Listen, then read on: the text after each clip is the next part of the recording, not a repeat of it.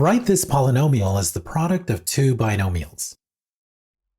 The product of two binomials of this form shows a pattern in the values of a and b. The coefficient of the x term is a plus b, while the constant is the product of a and b.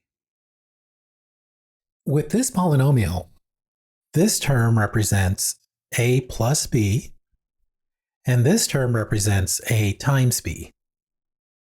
If this polynomial can be factored, then we need to find the factors of 12 that also add up to 7. So here are the factor pairs for 12.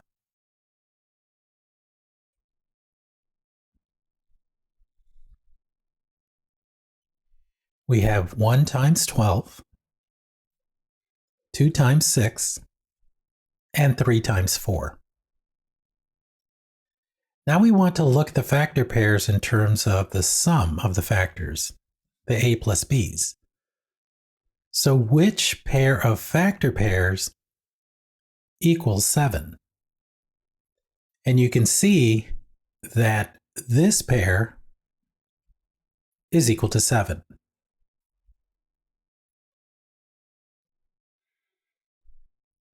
So this polynomial can be factored as x plus 3 times x plus 4.